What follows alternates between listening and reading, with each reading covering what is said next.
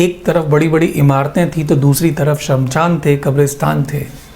उतने में ही एक हड्डी पैरों तले आई और वो चिल्ला के बोली, ए चलने वाले जरा संभल के चलना, क्योंकि हम भी कभी इंसान थे। राइट। ऐसे ब्यूरोक्रेसी के अंदर में जब ऑफिस बड़े बड़े हो जाते हैं, वीआईपी कल्चर हो जाते हैं, और हम भूल जाते हैं कि गली तबके का जो आदमी है वो किस तरीके से परेशानियों में ज़िंदगी को जी रहा है।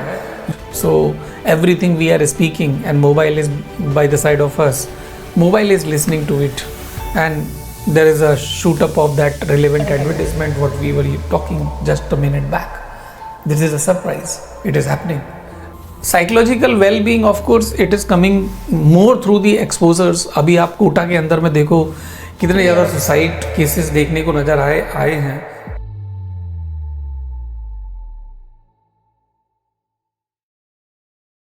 Hello everyone, I hope you are fantastic.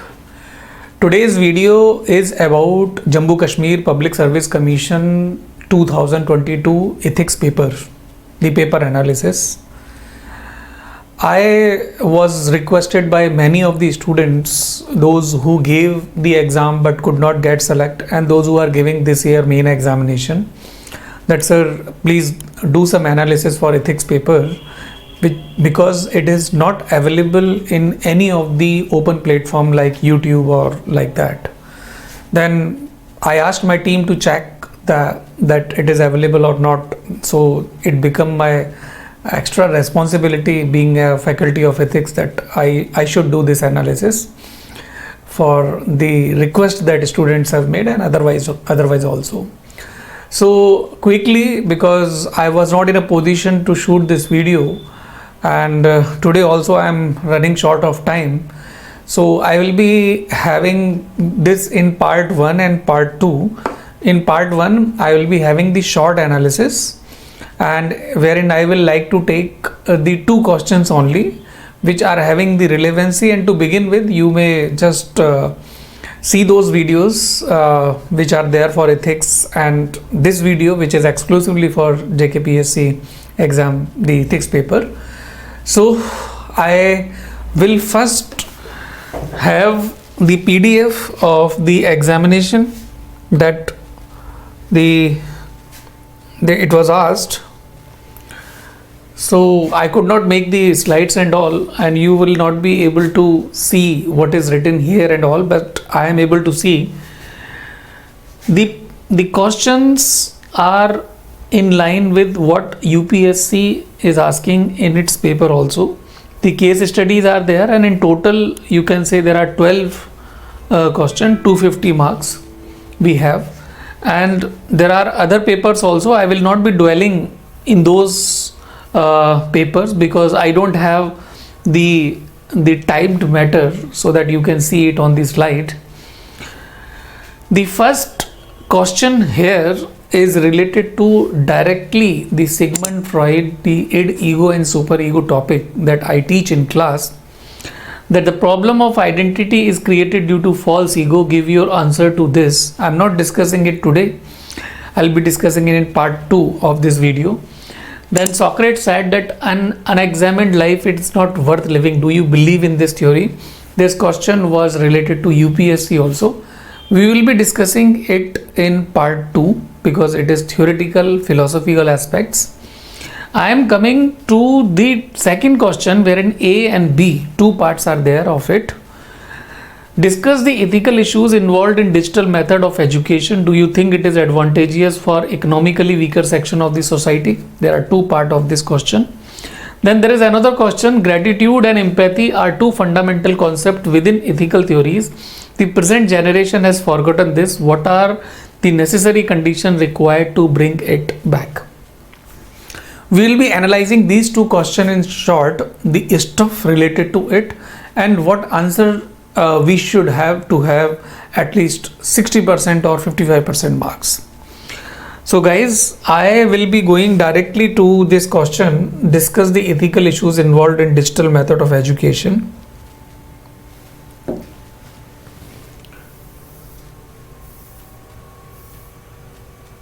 This is the question here written in front of you. I'm not that good in these digital things and all, but anyhow I will like to do something for you guys. Anyway, so discuss the ethical issues involved in digital method of education. Do you think it is advantageous for the economically weaker section of the society? It is directly from the syllabus which is given by JKPSC exam, and it is similar to UPSC GS paper 4. Guys, when you look at this digital method of education, directly you recall GS paper 2 governance part, wherein health and education is there. You can draw a lot of content and stuff from this education topic of governance, but when it comes to ethics paper, you have to have pure analysis wherein content is not there, but yes, content is there in the hindsight that the evaluator is able to understand. But what are the related content to it? I have jotted down something to the best of my knowledge, because what happens when you write something in ethics, then you are necessarily mentioning Socrates, Plato, Mahatma Gandhi, Dalai Lama, what is and what not. We know this. If we don't know anything, definitely we will be recalling these names and something related to them, and we are able to write the answer. But when we are preparing, can we go for some extra content, some extra new things that the evaluator find rewarding, find himself rewarded, that yes, a new piece of information is coming to him by way of this answer. So yes, we can have this. So the digital education, you understand that the ethical issues involved in the digital method of education, what was the conventional way of reading things in the school and colleges, the standard books, paperback industry. But now the information revolution in social media, in Google, and the AI now, artificial intelligence, सारी की सारी information इतनी ज़्यादा है कि कहीं पर भी जाने की ज़रूरत नहीं, बस एक लैपटॉप होना चाहिए, सारी की सारी किताबें आपके पास हैं, सारा का सारा वीडियोस आपके पास है अवेलेबल. नाउ डिजिटल एजुकेशन के अंदर में जब पॉजिटिव हैं तो definitely another side of the coin, जो हमें प्रॉब्लम्स हैं वो एड्रेस करने वाली भी बात हो सकती है. टेक्निकल इश्यूज़ तो डिजिटल एजुकेशन की ये हो सकती है कि प्लेगियरिज्म बहुत ज़्यादा होता है, original content, verified content Google पे होना बड़ा मुश्किल है, इंक्लूडिंग विकीपीडिया, जहाँ पर वेरीफाइड इंफॉर्मेशन नहीं है. जिन लोगों ने भी अब उसे अपडेट करना होता है बस वो कर देते हैं, they are not actually researchers, right. आप, मैं, जो भी यूज़र हैं, it is an exchange of information platform, जिसको भी पता है वो अपडेट कर सकता है.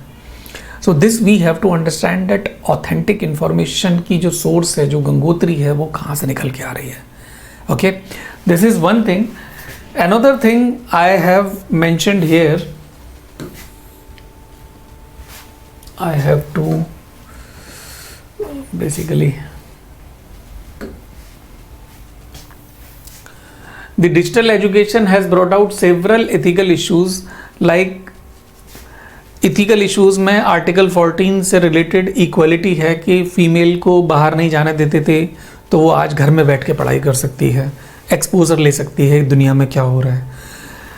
देन उसके अलावा जो प्राइवेसी थी, प्राइवेसी का अनदर नेगेटिव एस्पेक्ट है डिजिटल एजुकेशन को लेके कि हमारी प्राइवेसी इन्वेड हो जाती है, क्योंकि हमें बहुत सारे क्रेडेंशियल्स लॉगिन करते वक्त डालने पड़ते हैं. कुछ फेक कॉल्स, बोगस कॉल जो इतने परफेक्ट तरीके से लोग करते हैं, हम लोग वहाँ पे अपने आधार कार्ड, अपने घर का एड्रेस वगैरह वगैरह शेयर कर देते हैं, और वो जो अनसरप्लस एलिमेंट ऑफ सोसाइटी है उसे यूज़ करते हैं, गैंगस्टर्स यूज़ करते हैं. Data mining is there, nothing is private, right? So everything we are speaking, and mobile is by the side of us, mobile is listening to it, and there is a shoot up of that relevant advertisement what we were talking just a minute back. This is a surprise, it is happening. Okay, but privacy, जब हम बात करते हैं कि हम privately कोई information को access करना चाहते हैं जो दूसरों को पता ना हो और उसमें दूसरे की प्राइवेसी भी इन्वेड ना हो रही हो, तो वो काम हम डिजिटल एजुकेशन के थ्रू कर सकते हैं. Then quality of education like it is varying, but quality of education is there, because say for example I am faculty, I must be having a grade of quality, but there are people better than me in your eyes. There are people not at par what I am performing here. So I am saying that you have a comparative index. You have people around you. You have the YouTube channel. You have the demo classes. You can have the comparative index that which faculty is best for your ethics guidance, right? So this is the quality of education. It is made easier by the online mode of education, that you guys have the choices and you can go for it. Then there is unethical issues, that cheating and plagiarism is something which is going on and on. You must be knowing something about predatory marketing strategy by all the advertisement agency, that सस्ते से सस्ता, किसी ने यदि 1 रुपया रखा है तो 50 पैसे कर दो, 50 पैसे है तो 25 पैसा कर दो, नहीं तो 0 पे ले आओ, और तो और कुछ गिफ्ट भी देना शुरू कर दो जो लोग फ्री में आके आपके पास बैठते हैं, right? It is like free में एजुकेशन लो आर्टिकल 21A के अंडर में, and mid day meal scheme भी ले लो सरकार की तरह, एंड ये प्राइवेट इंडस्ट्री में हो रहा है. How they will be having the profit, it is another story, but they just want to beat the competition. Okay, there is social isolation is another thing, that पहले क्या होता था कि लोग क्लास में बैठ के पढ़ते थे, और क्लास में बैठ के इसलिए पढ़ते थे क्योंकि पीयर एक प्रेशर होता था, एक सोशल यूनिट बन जाती थी, कंपटीशन आपस में होता था, दोस्त के ज़्यादा नंबर आ जाएं तो बहुत दुख होता है. 3 इडियट में होता है ना जो एक डायलॉग था, तो उस दोस्ती के लिए कि हमें उस कंपटीशन में आगे रहना है, हम लोग पढ़ते थे. The teacher use to ask the question daily in the class, इसलिए हम घर से होमवर्क करके जाते थे उस डर की वजह से कि नहीं हमारे फ्रेंड्स के सामने बेइज्जती ना हो जाए. ये जो आइसोलेशन है ऑनलाइन मोड के थ्रू, जो घर में बच्चे बैठ के पढ़ रहे हैं, बस वो पढ़ ही रहे हैं. So there is nothing kind of pressure, the legitimate pressure is there in their mind that they should study. Then there is another thing, that psychological well-being, of course it is coming more through the exposures. अभी आप कोटा के अंदर में देखो कितने ज़्यादा suicide cases देखने को नज़र आए हैं, that ऑनलाइन इंडस्ट्री अपने आप में एक ऑफलाइन क्लास करा देते हैं, फिर ऑनलाइन मोड के थ्रू होमवर्क के और वीडियोस देखने को मिल जाते हैं, तो 8-9 घंटे उसके पढ़ने में ही बीत जाते हैं. इतना लंबा चौड़ा सिलेबस है, क्या किया जाए. तो जब पर्सन बहुत ज़्यादा इसमें एब्जॉर्ब हो जाता है तो उसकी फिजियोलॉजिकल वाइटलिटीज़ हैं वो वीक होने लगती हैं, और कहीं ना कहीं वो हल्का सा डिप्रेशन में तो नहीं, लेकिन एक फीबल एनर्जी के लूप में आने लगता है, which is not actually desirable in that age where in you are 18, 17, 19 और below 25. Then bias and discrimination on online platform is like the story, very usual. When you look at the NCERT books, the other state boards book, these state boards book, NCERT books have been written, designed in kind of very big supervision, and due diligence has been applied while writing, and the opinion making, the content, everything, right? Because the government is there who has designated some of the bodies which look after it exclusively, and thousands of crore rupees are put in it.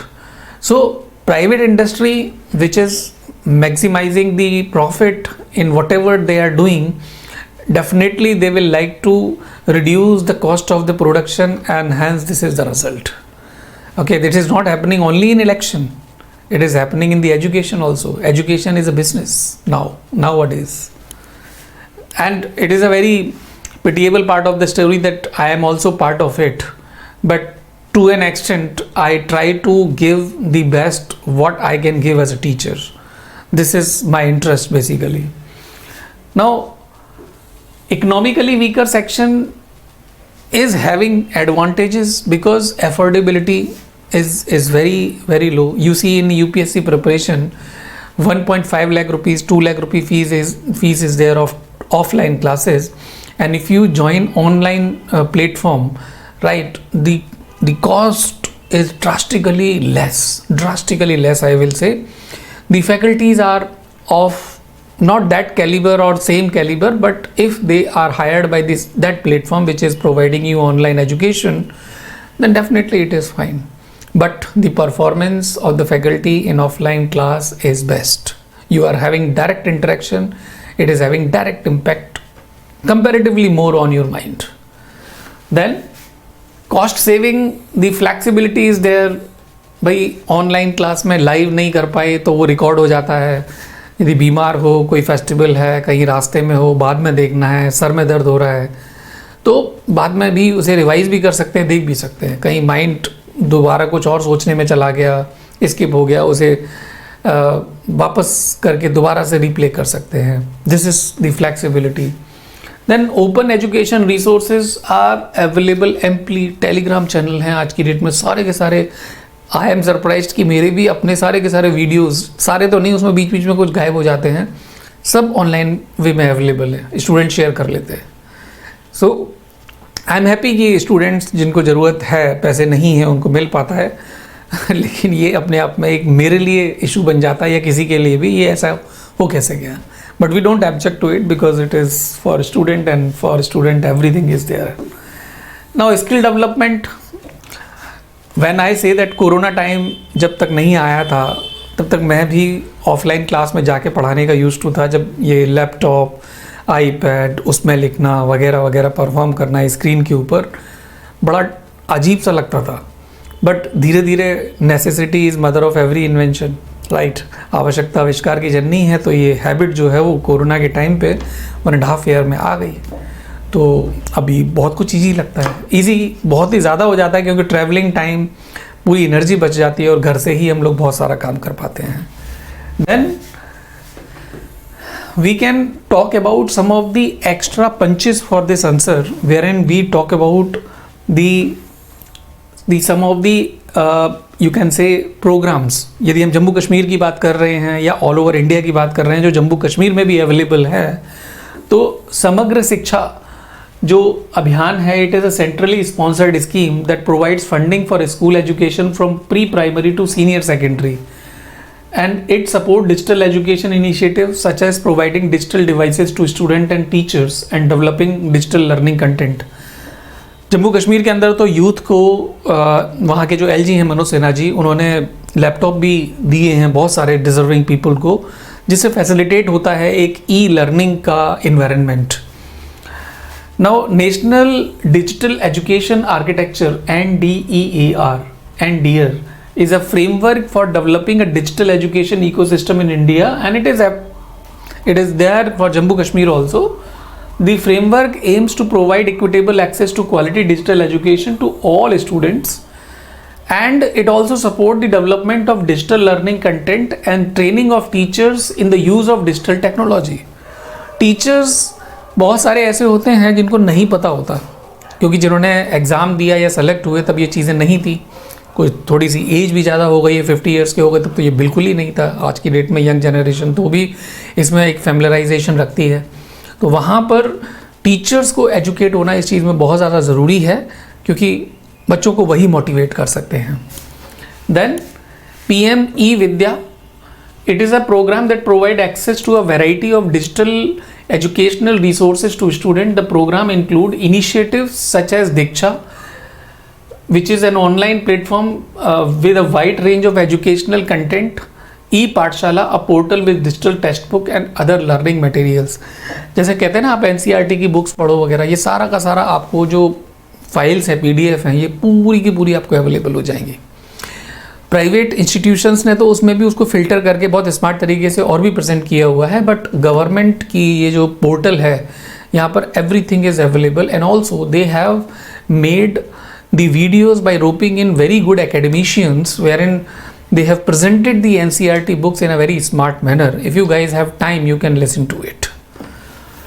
Then JK Knowledge Network, ये आप अपने state में जहाँ पे exam आया है वहाँ पे बिल्कुल मेंशन कर सकते हैं. JK Knowledge Network is a state-wide network that provide broadband internet connectivity to educational institution in Jammu and Kashmir. The network has helped to improve access digital education in remote and undeserved areas of the state.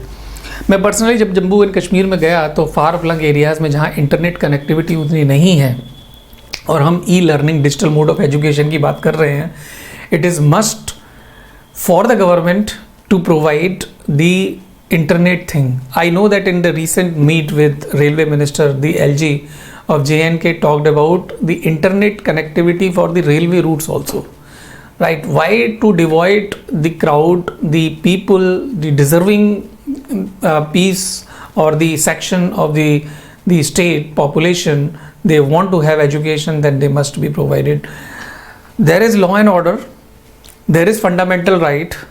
The internet connectivity and law and order both are to be, balanced. But what I say that if there is internet connection in the school exclusively, that school is able to use that internet connection, not the other people, then also the purpose is served, because the student is taken to the school and whatever the internet use has to be made there, we can have this way. If there is a disturbance, for God's sake, it should not be there.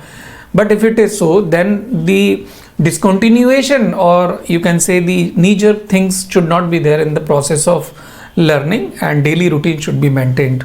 This is the main, basically, the purpose of this JK knowledge network, and it requires good amount of fund. Digital literacy mission is a program to train teacher and student in the use of digital technology. The program aims to empower teacher and student to use digital technology for effective teaching and learning. इसके ऊपर वाले जो programme है उसको ही ये complement करता हुआ है.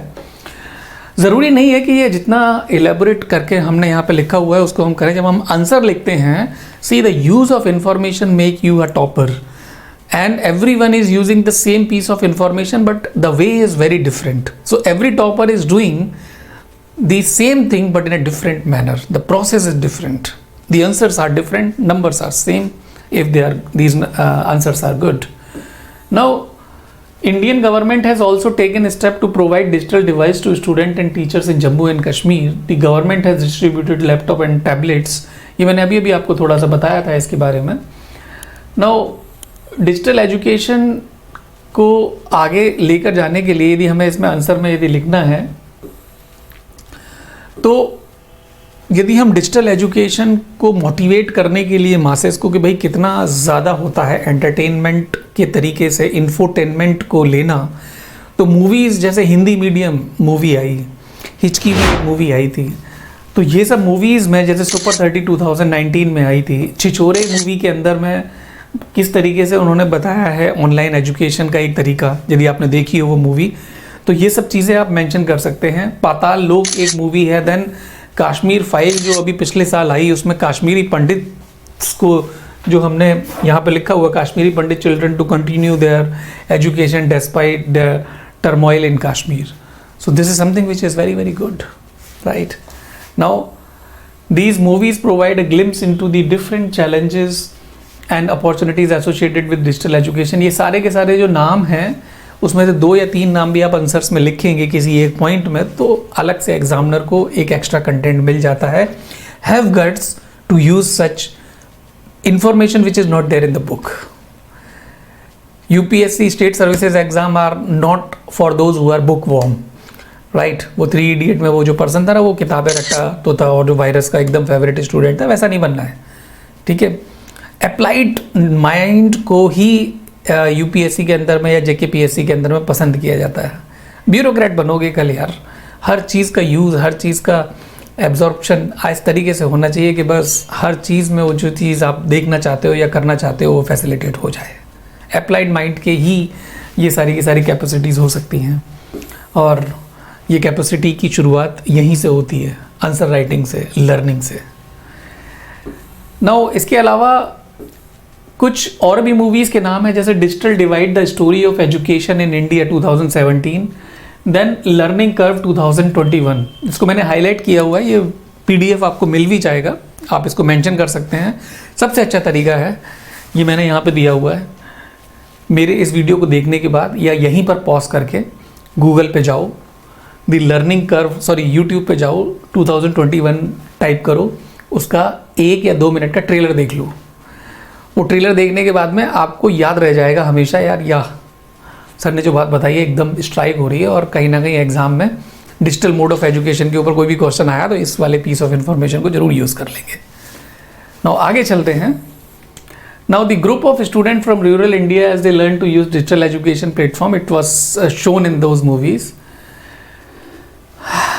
इन वाली मूवीज़ को दिखा के यदि गांव के अंदर में हमें यूथ को मोटिवेट करना पड़े या वहाँ के बच्चों को मोटिवेट करना है तो बड़े तो क्या बुरा है। स्क्रीन लेके जाओ, प्रोजेक्टर की ज़रूरत है, बैटरी से चल जाता है, जिस गाड़ी में जा रहे हैं उसी की बैटरी काम आ सकती है। 2-3 घंटे में इतना सारा मोटिवेशन सब कुछ कर सकते हैं बच्चे।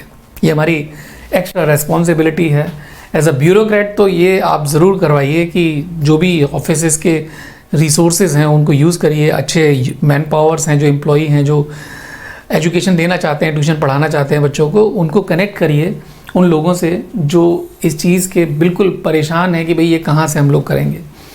अभी इथिकल इश्यूज़ की बात चल रही थी, देन हमारी टीम ने कई सारे, जो मैं पर्सनली भी लोगों को जानता हूँ, जैसे अनअकैडमी है, बायजूस है, अभी कुछ केस भी चल रहा है कि कंपटीशन कमीशन ने, कंज्यूमर फोरम ने केस किए हुए हैं कई सारे इंस्टीट्यूट के ऊपर, लगभग 20 एक इंस्टीट्यूट हैं।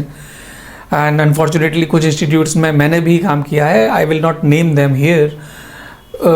मॉक इंटरव्यूज़ के रिज़ल्ट दिखाए और डायरेक्टली फिर ये बोला कि भाई हमारे यहाँ पे सबसे ज़्यादा सिलेक्शन है। तो आज की डेट में लोगों ने यूज़ तो कर लिया, लेकिन अब बदनामी होने के टाइम पर कितनी ज़्यादा बैड नेम आ जाता है। हिंदी में एक कहावत है, बद अच्छा बदनाम बुरा।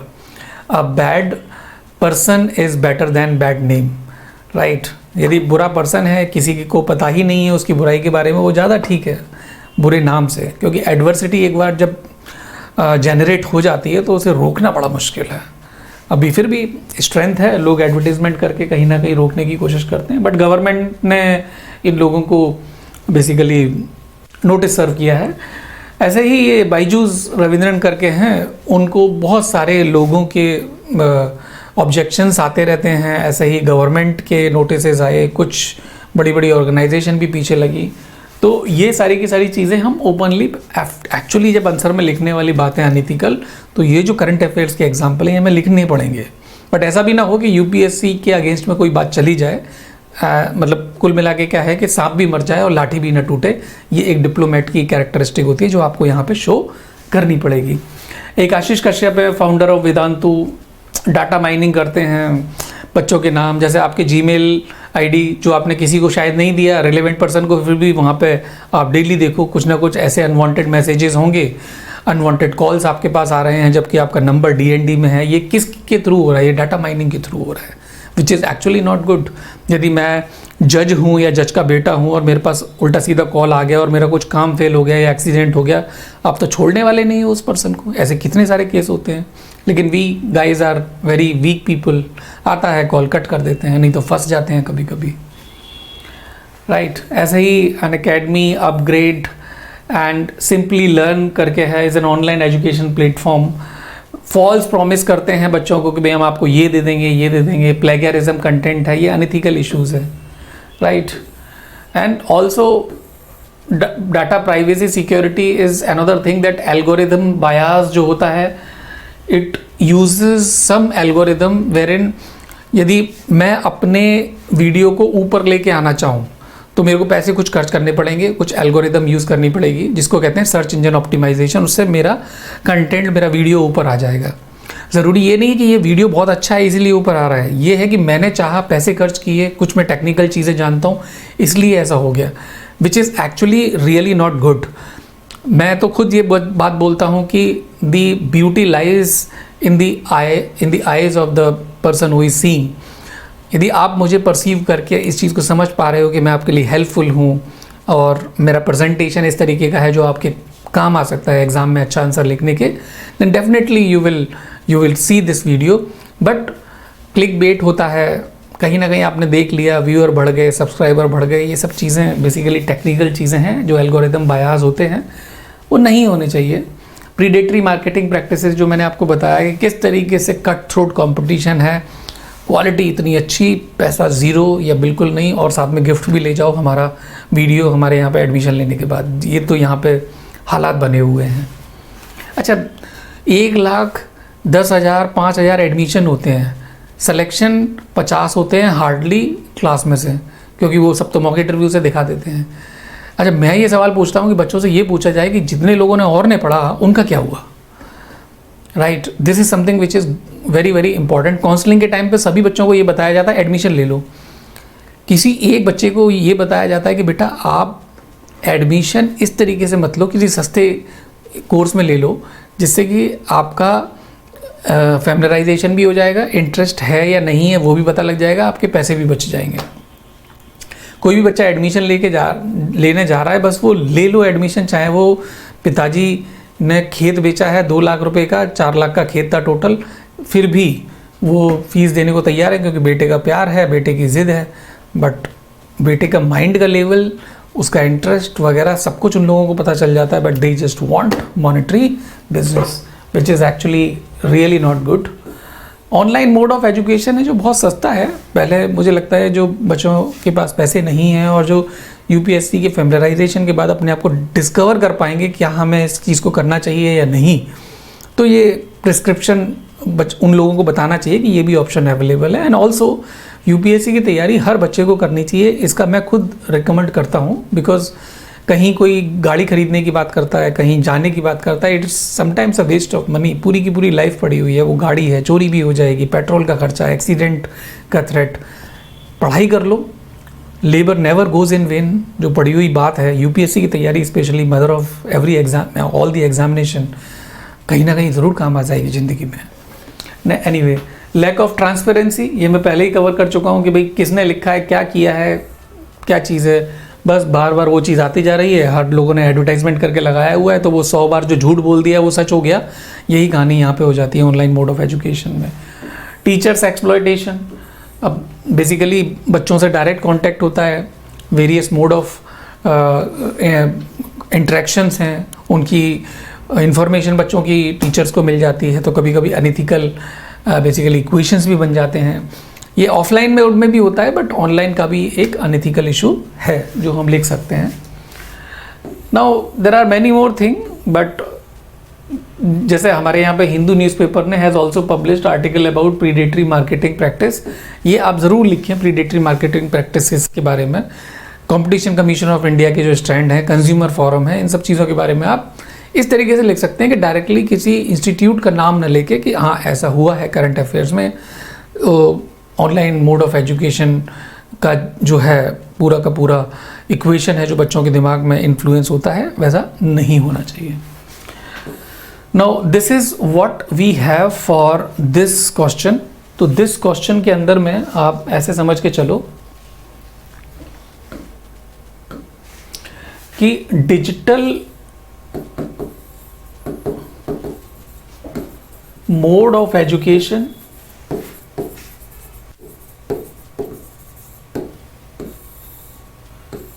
के पॉजिटिव क्या हैं, उसके नेगेटिव क्या हैं, कुछ गवर्नमेंट ऑफ इंडिया की पॉलिसीज प्रोग्राम, राइट. फिर जम्मू कश्मीर में जो हमने डिस्कस किया हम वही बात कर रहे हैं, जम्मू कश्मीर में क्या चीज़ एप्लीकेबल है. देन मूवीज़ के थ्रू मोटिवेशन, देन बुक्स के through motivation, right. And then उसके बाद में हम लोग सजेशन थोड़ा सा अपने साइड से दे सकते हैं कि किस तरीके से और कैलिब्रेट करने की ज़रूरत है. कहीं ना कहीं साइकोलॉजिकल लेवल पे वैल्यूज़ इनकलकेशन इस तरीके से होना चाहिए कि हम उसका यूज़ ही बेसिकली डिसेंट वे में करें. टीचर्स ज़्यादा एजुकेटेड हों, बच्चों को जो बहुत छोटे हैं शुरुआत कर रहे हैं लर्निंग ऑनलाइन मोड के थ्रू, वहाँ से ही वो गाड़ी संभल जाए, वो प्रोसेस संभल जाए, तो आगे भी दिक्कत नहीं होगी. एंड लास्ट में आप अपना कंक्लूजन दे दें that digital education has actually bridged the digital divide, the digital gap. Article 14 split has been achieved by the digital education to a greater extent, okay, but it has to be strengthened. So this is one question. Another question we will be talking,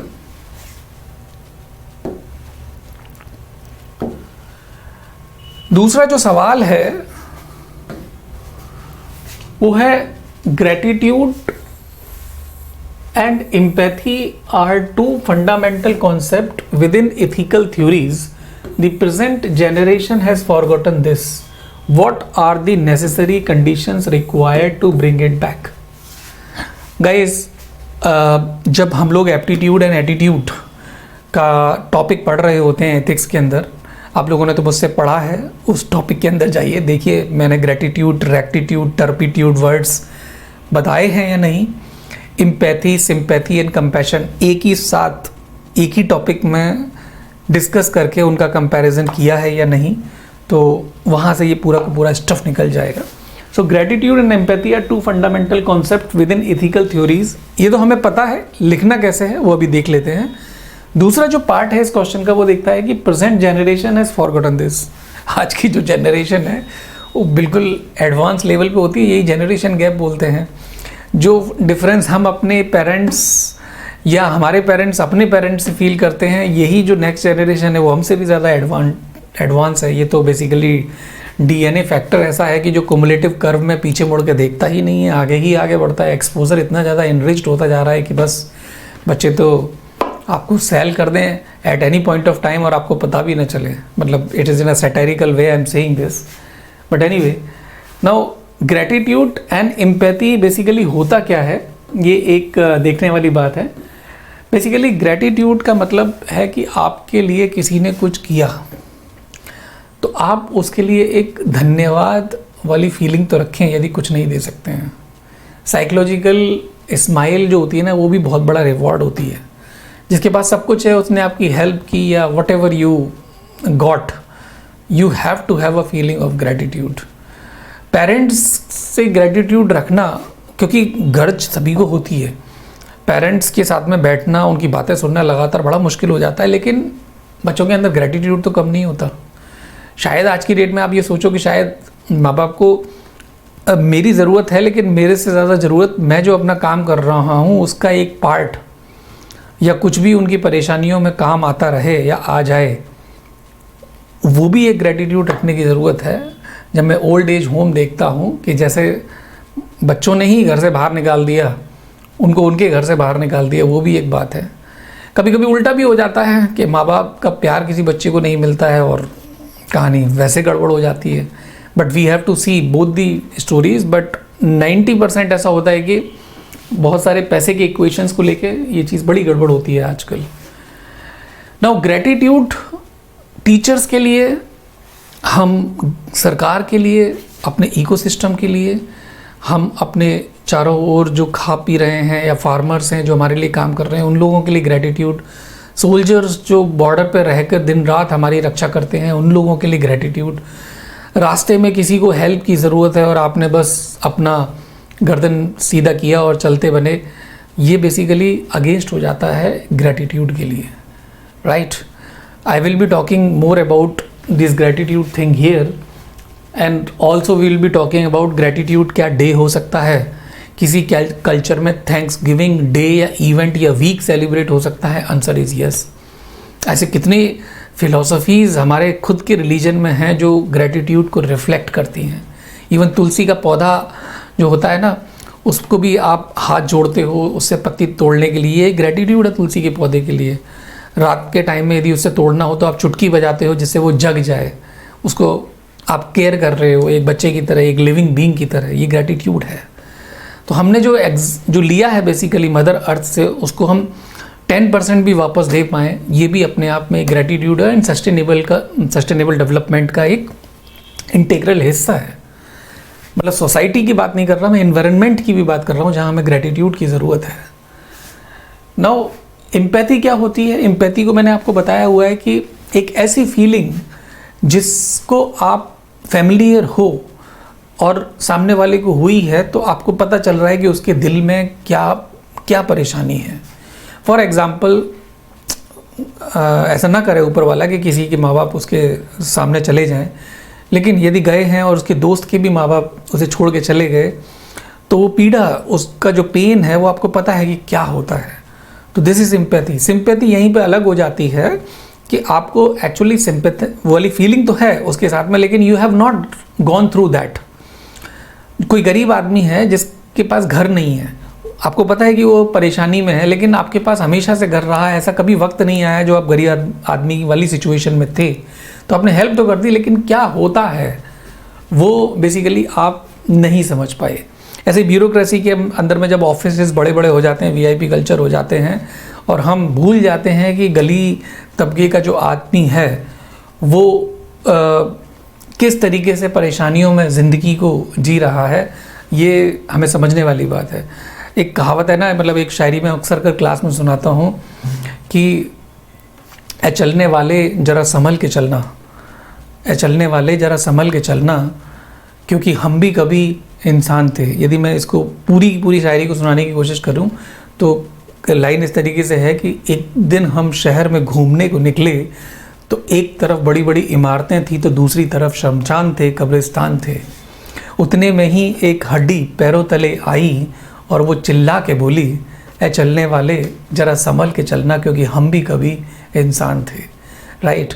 तो जो पीड़ा है, जो pen है, जो down ट्रोडन्स का, उसको जब तक आपने फील नहीं किया, जो सिंपैथी इम्पैथी में कन्वर्ट नहीं हुई, और वो इम्पैथी फिर जब कंपैशन में कैसे नहीं आई। इम्पैथी और कंपैशन में थोड़ा सा अंतर ये है कि उसमें एक्ट शामिल हो जाता है। जैसे एक बच्चा है, आप ब्यूरोक्रेट हो, उसके माँ बाप नहीं हैं और वो रोड पे कहीं पड़ा हुआ था, उसे आपने जहाँ पे देना था पुलिस स्टेशन में या ऑर्फनेज में दे दिया, वो तो हो गया आपका लीगल। लेकिन कंपैशन यदि आपके अंदर है तो उस बच्चे को आप अपने घर ले जाओगे या ऐसी जगह ले जाओगे जहाँ उसे केयर की ज़रूरत है, पुलिस की ज़रूरत नहीं है उसे। तो ये बेसिकली कंपैशन मतलब आप आउट ऑफ द वे जाके उसकी हेल्प कर रहे हो। एम्पैथी के बाद कंपैशन आ जाता है। एम्पैथी के अंदर में यदि एक एक्ट शामिल हो गया तो वो कंपैशन बन जाता है। तो कुछ इस तरीके की चीज़ें हैं जो हमें भी अक्सर कर स्टूडेंटों के थ्रू कभी कभी मिल जाती हैं, बड़े परेशान हो जाते हैं सोचते वक्त। तो ग्रेटिट्यूड एंड एम्पैथी जो है वो ऐसी वैल्यूज़ हैं जो इंडक्ट्रिनेट बचपन से ही हो सकती हैं, और ये गारंटी नहीं है कि हर बच्चे को सिखाया जाए वो सीख भी लेगा, क्योंकि ये ऐसे बिहेवियर हैं। क्योंकि मैं साइकोलॉजी बेसिकली पढ़ाया हूँ, तो behaviour equal to heredity into environment. Environment मतलब यहाँ पे एक्सपोजर से है, तो कभी कभी ये हेरिडिटी की प्रोपेंसिटी इतनी ज़्यादा होती है कि ये एक्सपोजर को बेसिकली नेगलेक्ट नलीफाई कर देती है।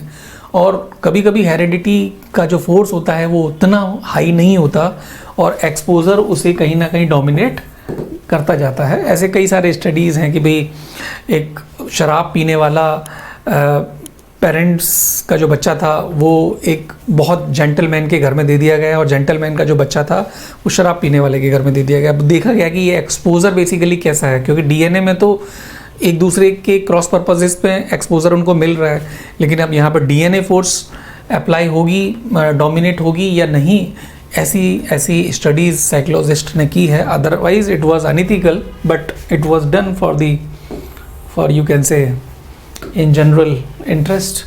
Education is that way that जहाँ पर एक करिकुलम डिज़ाइंड हो जिसमें प्रैक्टिकल शामिल हो, और एम्पैथी बेसिकली गेम खेल कर बताया जाए, और ऐसे फेस्टिवल भी मनाए जाते हैं। रोल मॉडलिंग बेसिकली कहते हैं ना, रोल मॉडल महात्मा गांधी हो सकते हैं, विवेकानंद हो सकते हैं, डॉक्टर कलाम हो सकते हैं। कितनी ज़्यादा एम्पैथी और ग्रेटिट्यूड वाली फीलिंग थी, तो ये सब एग्जाम्पल लिखा जा सकता है। Media and pop culture, media एक ऐसी सबसे बड़ी चीज़ है जो वहाँ पे एम्पैथी और ग्रेटिट्यूड दिन रात देखने को मिलते हैं। रामायण और महाभारत कोरोना के टाइम पे मोदी जी ने दोबारा चलवा दिया, क्योंकि रामायण और महाभारत इतने स्लो स्पीड में चल रहे होते हैं आज की तरह बिल्कुल। जो जूम टीवी वगैरह ये सब आते हैं, क्या नाम है उस टीवी का, मैं जूम नाम ले रहा हूँ, कुछ टीवी हैं, मतलब बहुत जल्दी एमटीवी है, 4 सीरियल एक साथ चल रहे होते हैं, समझ ही नहीं आ रहा होता। आजकल शॉर्ट्स, बच्चों को देखो 1 मिनट में 4, 5, 10, 15 शॉर्ट देख लिए, इतने तो शॉर्ट में पूरी की पूरी स्टोरी पूरी हो जाती है। जबकि एक पेशेंस के साथ में देखना, किसी चीज़ को डीपनेस तक जाना, उसे फील करना, उसे रियलाइज़ करना बहुत मुश्किल है। ये वही फ़र्क है जो पोस्ट कार्ड लिखता था आदमी, वो पहुँचता था, फिर उसका रिप्लाई आता था, 1 महीने बाद पता चल जाता कि हाँ किसी को हमारा पोस्ट कार्ड मिला होगा। राइट। आज की डेट में तो मेल डाला, हाँ जी आ गया, और वीडियो कॉल से बात हो जाती है। पेशेंस वाली चीज़ जो है वो ज़रूरत ही नहीं पड़ती, जो कि इम्पोर्टेंस को कम कर देती है जो भी हम काम कर रहे हैं। उसके फ़ायदे भी हैं लेकिन नुकसान भी हैं। कम्युनिटी एंड सर्विस, जिस कम्युनिटी में हम रहते हैं वो बहुत ज़्यादा इम्पॉर्टेंट है ग्रेटिट्यूड एंड एम्पैथी के लिए। कन्वर्सेशंस ऐसे हों जो बहुत ही ज़्यादा कायदे के हों, नियम के हों, और the way we conduct such conversations are to be in that value frame that कैसे भी करके वो वैल्यू फ्रेम ऊपर आ जाए और कंटेंट का भी जो पर्पस है, जो मीनिंग है, वो भी इंटैक्ट रहे. Practising gratitude, encourage the practice of keeping gratitude journals and routinely expressing thanks. Recognizing blessings can reinforce the value of gratitude. यदि आप किसी को थैंक यू नहीं बोलते हो तो आपको आपके अच्छे काम के लिए कौन थैंक यू बोलेगा. हालांकि थैंक यू मत लो, लेकिन सुन के यो वेलकम ज़रूर बोलने की कोशिश करो, अच्छी बात होगी. Then cultivate empathy. एम्पैथी को कल्टिवेट करना कहने में नहीं होता है, बहुत बहुत ज़्यादा कठिन काम है. ऐसा यदि होता तो हम पता नहीं हर किसी को एम्पैथाइज वाले एटीट्यूड से फैमिलियर करा देते, सबको एक पर्सनैलिटी विद एम्पैथी बना देते, पर्सनैलिटी विद ग्रैटिट्यूड बना देते, लेकिन पॉसिबल नहीं है. In every walk of life मुझे लगता है सबसे ज़्यादा ज़रूरत तो पॉलिटिशियंस को है आज के डेट में. अब इलेक्शन आ रहा है, देखो क्या होता है, कितने जर्नलिस्ट मारे जाते हैं, कितने अटैक गेम होते हैं, एक दूसरे का बस खून पीने के लिए तैयार हो जाते हैं ये पॉलिटिशियंस. एंड इनको चुनाव में जीतना भी है.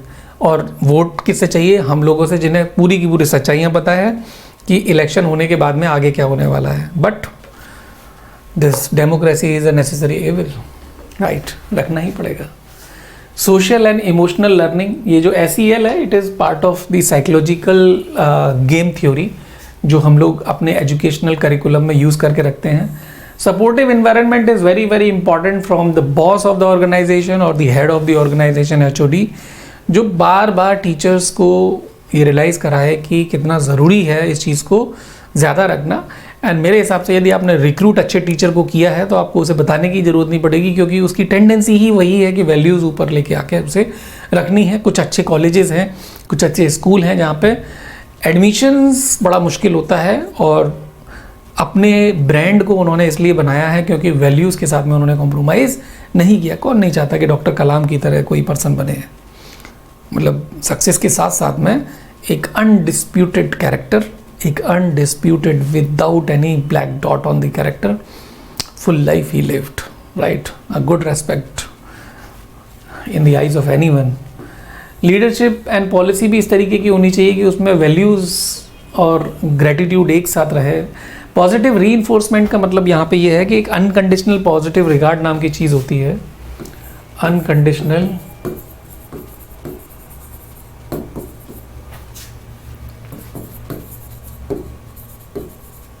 Positive,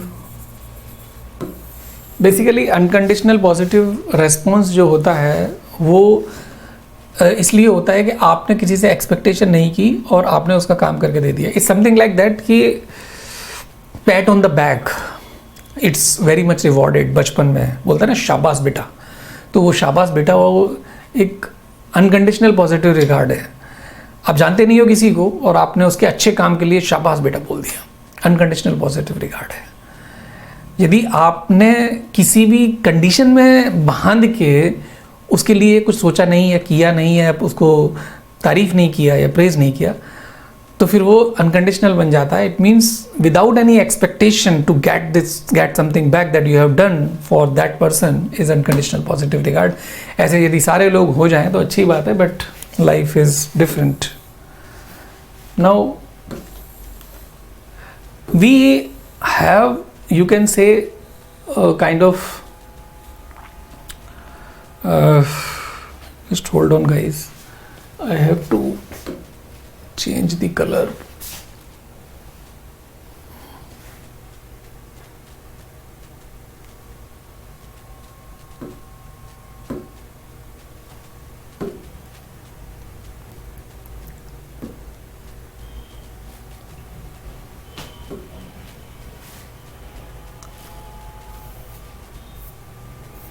So guys,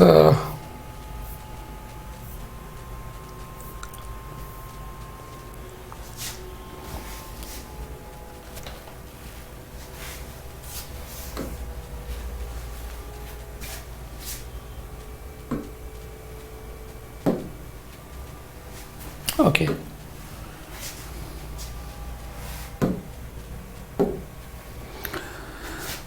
So there are certain names जो आप मेंशन कर सकते हो अपने आंसर में. For example Oprah Winfrey is perhaps the best person known for the gratitude. इनके वीडियोस आई विल रिकमेंड कि आप ज़रूर 5 मिनट के लिए जाके ज़रूर देखो, ये आपको हमेशा याद रहेगा। आंसर के टाइम पे ओफ्रा विनफ्रे ज़रूर आप मेंशन कर पाओगे। She is that billionaire media कि वो सुबह सुबह उठती है तो जनरल्स लिखने होते हैं तो 3 तो मिनिमम ऐसे होते हैं जो लिखे जाएं। You can read it. An actress who has spoken and written extensively about importance of gratitude. She has said that gratitude is the key to happy and fulfilled life. Gratitude and empathy के बारे में mother Teresa का क्या कम नाम है, दलाई लामा का कम नाम है, लेकिन सारे लोग फिर उन्हीं की बातें करेंगे तो कुछ एक्स्ट्रा कंटेंट लिख कर अच्छे मार्क्स लेके आना भी तो टॉपर्स के कैरेक्टरिस्टिक्स हो सकते हैं। Then why not things should begin here? Now Winfrey has number of practices that help her to cultivate gratitude. She start each day by journaling 3 things that she is grateful for. रोज कोई 3 ऐसी बातें कि पुराने time में पिछले ही yesterday कुछ ऐसा हुआ जो 3 ऐसी चीज़ें थी जिसके लिए वो ग्रेटफुल है। अच्छी ऑक्सीजन मिल रही है, पता नहीं किन किन लोगों का एहसान है हमारे ऊपर, अच्छा पानी मिल रहा है, लाइट आ रही है, राइट, कितने सारे काम हुए रोड पे, पर्सन हमारे आगे जो गाड़ी चला रहा है उसका भी एक हमारे ऊपर एहसान है कि यदि वो एकदम से ब्रेक न लगा दे या कुछ उल्टा पुल्टा कर दे, उसकी मिस्टेक की वजह से हमारा अपना परेशान हो जाएगा। तो वो अटेंशन पे करके गाड़ी चला रहा है तो अपने ऊपर ही तो अच्छा कर रहा है लेकिन हमारे लिए भी अच्छा कर रहा है। जो फील करने वाले हैं, ग्रेटिट्यूड रखते हैं, वो ऐसा सोच सकते हैं। Now Winfrey's message of gratitude has resonated with millions of people around the world. She has inspired people to be more grateful for their own live and to spread gratitude to other. Here are some other people who are known for gratitude. I told you about Dalai Lama. Then there are other name also, right? ये कुछ एक नाम थे जो मुझे लगा कि मैंने देने चाहिए, अभी टाइम उतना ज़्यादा नहीं है बताने के लिए। सेकंड वीडियो में यदि टाइम मिला तो मैं इनके बारे में डिटेल में बनाने की कोशिश करूँगा। ऐसे ही यदि हम आए इंडिया के अंदर, अम्मा हु इज़ नोन एज माता Amrita Nandamai Devi is widely regarded as the best person of gratitude in India. She is a spiritual leader and humanitarian who has been promoting gratitude for over 50 years. She is known for unconditional positive love and compassion, embraced over 36 million people from all walks of life, regardless of their race, religion, caste, whatever. She has said that gratitude is the greatest spiritual practice and she believed that when we are grateful we are more open to receiving blessings. Give and take है, प्यार दो प्यार लो, ज़िंदगी में और है ही क्या। आपको लोग केवल और केवल अच्छी चीज़ों के लिए ही याद रखेंगे। ये उनके बारे में लिखा हुआ है और फ्री दर्शन देती हैं, डिवोशनल सॉन्ग बात करती हैं, लिखती हैं, वैरायटी ऑफ चैरिटेबल ऑर्गेनाइजेशंस को करती हैं। ऐसी मूवी भी बनी है जैसे वंडरफुल लाइफ 1946। यदि आप ये मूवी देखो तो आंखों में पानी भर आएगा आपके। ऐसे तो कई सारी मूवी आपने देखी होंगी, दिल भर आता है। ये मूवी भी ऐसी ही है और यदि आप आंसर लिखते हैं और ऐसी मूवी के नाम लिख दें, अच्छी बात है। एग्जामिनर ज़रूर देखेगा, उसको अच्छा लगेगा कि आपने कुछ नई चीज़ों से बताई है। ऐसे ही ग्रेटिट्यूड के लिए thanks giving is celebrated in many of the country. America एक ऐसी कंट्री है जहाँ पे ये चीज़ बहुत ज़्यादा लेवल पे फॉलो होती है। ब्राज़ील एंड फिलीपींस ने इसको थैंक्स गिविंग को एक्सेप्ट किया है, अनऑफिशियली मनाते हैं। And 4th Thursday of November in US and Canada and 2nd Monday of October in Grenada it is celebrated Thanksgiving, right? Buddha के अंदर भी जो बुद्धा फिलॉसफी है उसमें भी होता है ये थैंक्सगिविंग, राइट? एंड जापान के अंदर में तो वो थैंक यू बोल के ही नहीं थकते हैं, हर बार thank you. The origin of Thanksgiving vary from country to country but there is no one unique source that जहाँ से ये चीज़ निकली है। But it reminds of us of the people who have done something for you. This gratitude is something which is very, very important. In life, I say thanks to many people, irrespective of the fact that I get thanks back from some of the people or not. But still, that habit of saying thanks should not be diminished at any cost.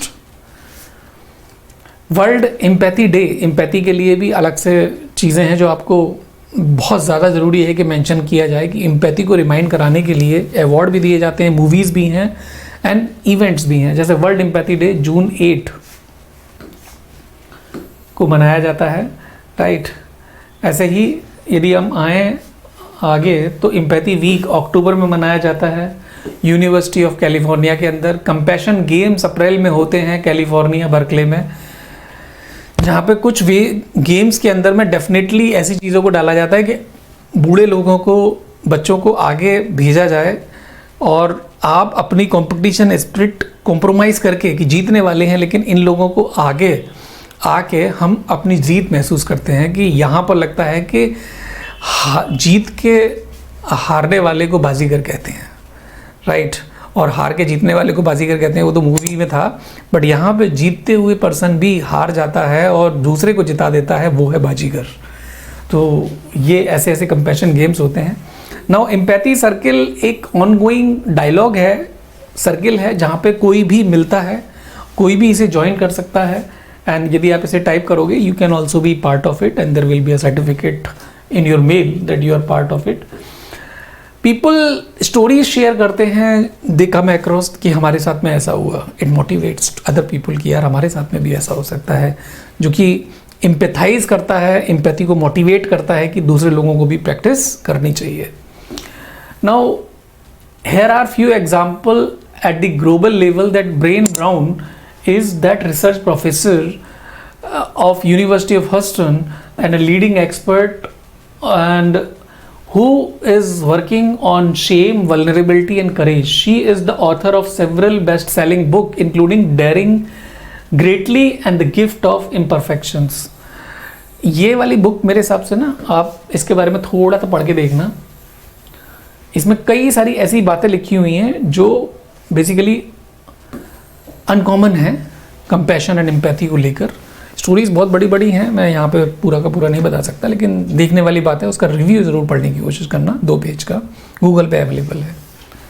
Then Kristin Neff is an associate professor of educational psychology and University of Texas and at Austin. She is a pioneer in the field of self compassion research. Her work has helped to show how self-compassion can lead to greater happiness and well-being. ऐसा ही Paul Bloom है, ये basically cognitive scientist हैं and professor of psychology at Yale University. इन्होंने against empathy and just babies, अच्छा भी नाम लग रहा है और बातें भी अच्छी लिखी हुई हैं इसमें, क्योंकि मैंने यहाँ पे जितने भी मेंशन किया हुआ उसके रिव्यूज़ पढ़ के देखे थे, अच्छे लगे मुझे, तभी मैंने शामिल किया। कुछ चीज़ अच्छी नहीं लगी थी, वो मैंने फ़िल्टर आउट कर दिया था।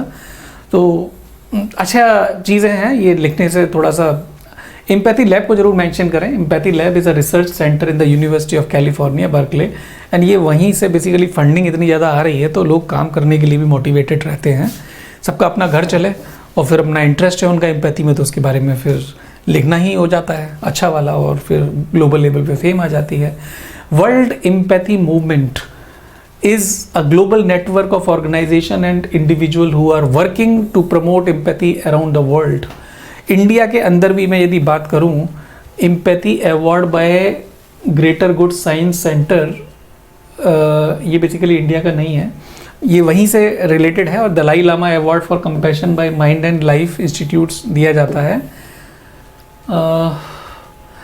The Eleanor Roosevelt Walkill Medal by the Eleanor Roosevelt Institute, Empathy Prize by the Empathy Lab at the University of California Berkeley, ये सब अवार्ड है। Global empathy award by the world empathy movement for good performance.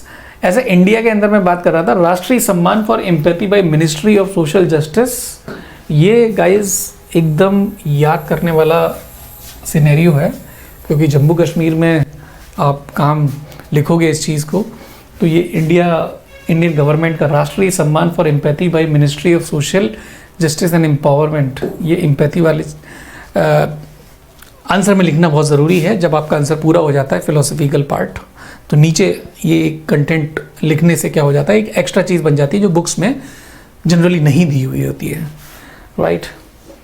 ऐसे ही the नारी शक्ति पुरस्कार by the president of India to recognize the empathetic act of the woman or for the social welfare. ऐसे Magsaysay award by the Ramon Magsaysay Foundation, it is also for empathy. Gandhian peace prize by Indian government. Mother Teresa award by Missionaries of Charity. It is good name that you can mention for empathy topic. Then few books जो लिखी हुई हैं, जैसे है Elephant Paradigm by Rohit Parekh. 2021 में ये book लिखी गई थी.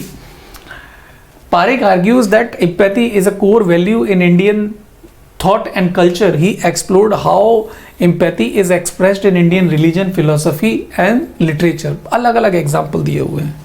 कभी मौका पड़े जब आप इंटरव्यू देने जा रहे हो मेंस के बाद में, तो ये सब पढ़ने से थोड़ा अच्छा फ्रेम बनता है माइंड का, जो आंसर्स में रिफ्लेक्ट होता है इंटरव्यू देते वक्त. नाउ अंजना शर्मा 2020 में ये empathy in the Indian tradition, ये अंजना शर्मा ने लिखी है. ये बुक भी आप मेंशन कर सकते हो. She has given psychology, philosophy and religion का एक ब्लेंड, वहाँ से इंसाइट निकाला है एम्पैथी को लेकर. ऐसे ही empathy and the good life, ऐसे in Indian philosophy and ethics by Bimal Krishna Matilal 2011. इन लोगों के बारे में बताना अभी उतना पॉसिबल नहीं है, थोड़ा थोड़ा मुझे पता है, बट कंटेंट बेसिकली जो मैटर करता है वही हमें याद रखना चाहिए. ऐसे कई सारे और भी नाम हैं. Empathy in Hindu thought and culture by TMP Mahadevan, right, जो अच्छे थे वो मैंने हाईलाइट किए हैं. To kill a Mockingbird 1962. This is a classic film, tell story of Atticus Finch, a lawyer who defends a black man falsely accused of rape in Jim Crow law South. ये मैंने gym crow law के बारे में आपको पहले ethics के जो series चलाई थी स्कॉलर्स की, उसमें बताया हुआ है किस तरीके से यदि रेप का भी आपको चार्ज ऊपर लगा हुआ है, पुलिस वाले को ये बताना पड़ेगा कि किसी आंसर को जो मैंने आपसे पूछा है इंटेरोगेशन के वक्त, आप मना करना चाहो तो कर सकते हो, ये पुलिस वाले को ही बताना पड़ेगा. ये जिम क्रो होता है. जिम क्रो बेसिकली एक एक्सप्रेशन है जो उसी टाइम के एट्रोसिटी से निकला था, right. Dead Poets Society 1989. This film follows a group of student at a prestigious prep school who are inspired by their new English teacher Mister Keating to think for themselves and to pursue their passions. Keating teaches his students the importance of living their life to the fullest and of empathizing with others. खुल के जियो, कल हो ना हो, लेकिन दूसरों को भी जीने दो, जियो और जीने दो. यही सबसे बड़ा एम्पैथी का एक पार्ट हो सकता है, सबसे मिनिमम भी एम्पैथी का पार्ट हो सकता है. कुछ ना कर पाओ तो लेकिन कम से कम जियो और जीने दो.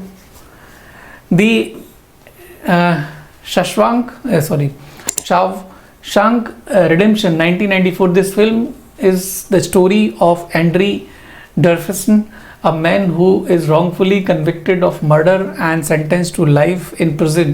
Over the course of the film, Andy befriends another inmate, Red, and the two men formed a deep bond. This film explored the power of friendship and the importance of empathy in helping people to survive their difficult time.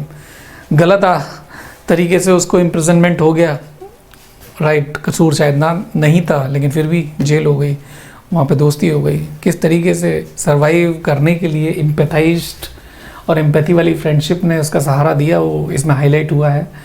Forrest Gump एक another movie है. ये सबसे अच्छी जो लगी जो आप mention कर सकते हैं. वॉल-ई एक कंप्यूटर का नाम है, बेसिकली रोबोट का नाम है, जो दूसरे प्लैनेट से आया, कोई बेसिकली उड़न तश्तरी हिंदी में बोलते हैं, और इस रोबोट को छोड़ गया यहाँ पे, और ये बेचारा बड़ा परेशान कि क्या करूँ क्या ना करूँ. दूसरा एक रोबोट मिला जिसका नाम था एव, EVE. ये आदम एंड एव वाला भी हो सकता है, बट नाम रख दिया है इमेजिनरी फिक्शन. तो वॉल-ई ने दोस्ती कर ली एव से, और दोनों आपस में love, friendship and empathy making the world better place. ये मैसेज इस मूवी से निकलता है, वॉल-ई 2008. देख सकते हो आप लोग. नाउ ये सब कुछ बताना बेसिकली इसलिए ज़्यादा इम्पॉर्टेंट था कि कुछ नहीं आया तो हम दलाई लामा, गांधी जी, विवेकानंद, सॉक्रेट, प्लेटो ये सब यूज़ करेंगे, बट नए कंटेंट की हमें बहुत ज़्यादा ज़रूरत है, क्योंकि सब कुछ किताबों में दिया हुआ है वही लोग यूज़ करते हैं. बट ये चीज़ें यदि हम अपने नोट्स में शामिल कर लें, बार बार यदि इसको रिवाइज़ करें, तो कहीं ना कहीं चांसेस बढ़ जाते हैं इनको लिखने के लिए. तो हमने बेसिकली आज डिस्कस जो किया है वो JKPSC के बेसिकली 2A एंड 2B दो क्वेश्चंस को हमने डिस्कस किया है। और उससे पहले मैंने आपको एक PDF दिखाया था जो आप नहीं देख पा रहे थे। इसको मैं आगे कोशिश करूँगा कि पूरा का पूरा स्लाइड्स के फॉर्मेट में आपको पूरा ओवरव्यू दे पाऊँ लास्ट 5 टाइम्स के जो JKPSC ने एथिक्स के पेपर पूछे हुए हैं। तो आज बेसिकली नाइट का टाइम हो गया ये वीडियो बनाते वक्त। मैं एक दिन के लिए दिल्ली टच किया था। Tomorrow also I am leaving for some other place, but something is better than nothing. आप लोगों का रिजल्ट आया है JKPSC में। वैसे तो ये UPSC के बराबर के क्वेश्चंस हैं, UPSC वाले पर्सन भी इसे देख सकते हैं, but still this part 1 is confining and I am confining this part 1 to only 2A and 2B question. Rest of the question I will be discussing in another part. Hope you will be preparing well, and till the next video when we meet, Jai Hind, good night, bye bye.